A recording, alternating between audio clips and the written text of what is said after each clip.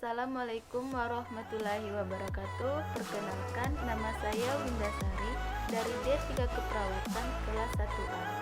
Di sini saya akan menjelaskan materi tentang sistem reproduksi wanita, siklus menstruasi, dan siklus kehamilan.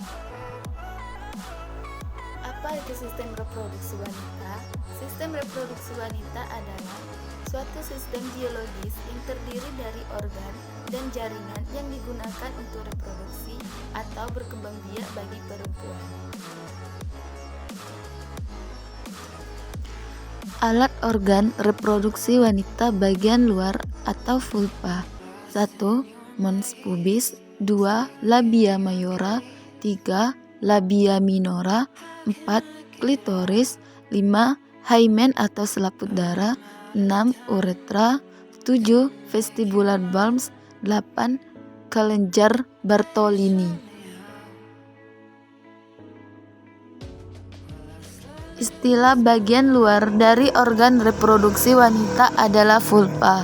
Vulva dimulai dari mons pubis sampai tepi perineum. Mons pubis adalah bagian yang menonjol atau bantalan berisi jaringan lemak dan sedikit jaringan ikat yang terletak di atas simfisis pubis. 2. Labia mayora. Labia mayora yang merupakan kelanjutan dari mons pubis berbentuk lonjong dan menonjol, berasal dari mons pubis dan berjalan ke bawah dan belakang. Kedua bibir ini di bagian bawah bertemu membentuk perineum atau pemisah anus dengan vulva. 3. Labia minora. Labia minora merupakan lipatan di bagian dalam labia mayora tanpa rambut. 4. Klitoris. Klitoris merupakan sebuah jaringan erektil kecil yang memiliki fungsi serupa dengan penis laki-laki. Bagian ini mengandung banyak urat-urat saraf sensoris dan pembuluh-pembuluh darah, sehingga sangat peka ketika mendapat rangsangan.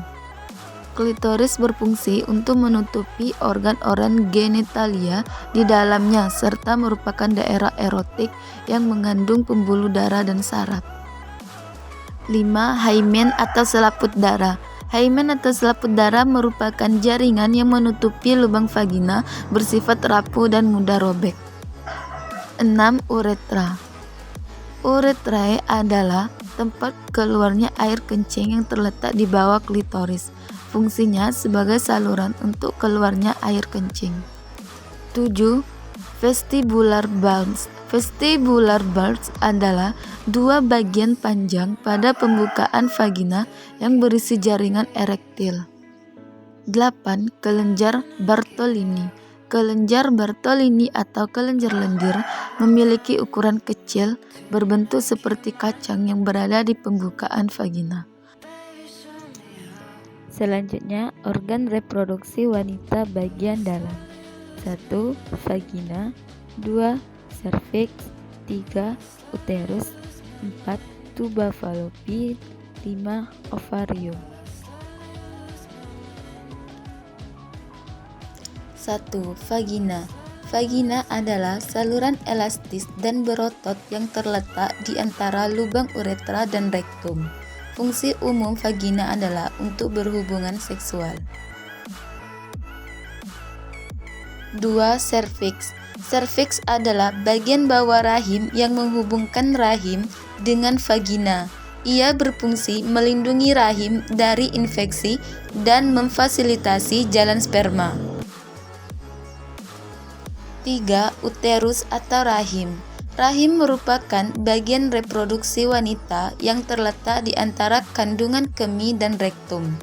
Fungsi rahim adalah menampung janin yang berkembang hingga siap dilahirkan. 4. Tuba fallopi. Tuba fallopi seperti pembuluh kecil yang menempel pada bagian atas rahim, berfungsi sebagai jalan yang dilalui oleh sel telur untuk berpindah dari ovarium ke rahim.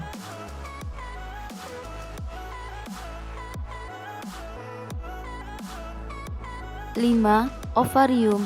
Ovarium atau indung telur ini adalah sepasang kelenjar yang berbentuk oval seperti kacang almond, berfungsi sebagai penghasil sel telur dan juga hormon pada wanita.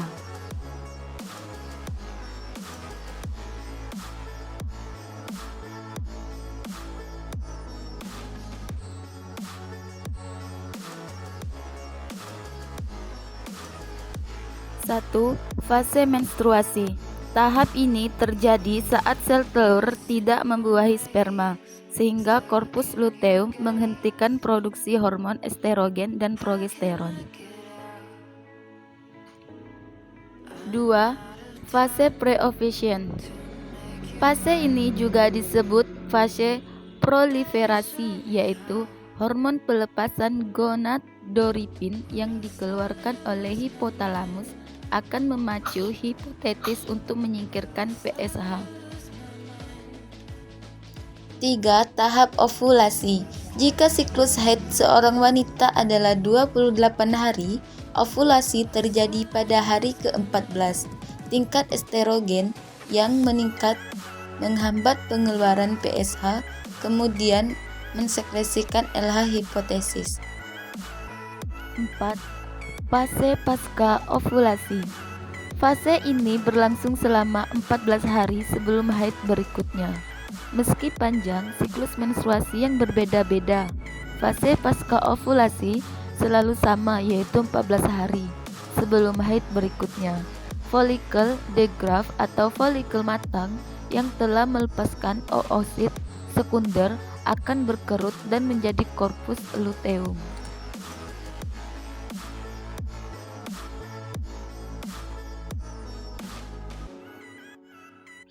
1. Ovulasi. Ovulasi terjadi ketika sel telur atau ovum keluar dari sarangnya atau ovarium indung telur, di mana di dalam ovarium terdapat kantung-kantung atau folikel yang berisi cairan dan sel telur. 2. Kenaikan hormon. Setelah telur meninggalkan folikel, folikel berkembang menjadi sesuatu yang disebut korpus luteum. Korpus luteum melepaskan hormon yang membantu menebalkan lapisan rahim untuk mempersiapkan ketika terjadinya proses kehamilan nantinya. 3. Telur berjalan ke tuba Fallopi. Setelah telur dilepaskan, ia bergerak ke tuba Fallopi. Sel telur tinggal di sana selama sekitar 24 jam, menunggu sel sperma untuk membuahi. 4. Fertilisasi atau pembuahan. Jika salah satu sperma masuk ke tuba Fallopi dan bertemu sel telur yang telah menanti, maka terjadilah fertilisasi atau pembuahan. Proses kehamilan dimulai dari sini. 5. Implantasi. Telur yang telah dibuahi atau zigot tetap dalam tuba Fallopi selama sekitar 3-4 hari. Tetapi dalam waktu 24 jam setelah dibuahi, zigot mulai membelah diri, atau zigot yang sudah membelah disebut embrio sangat cepat menjadi banyak sel.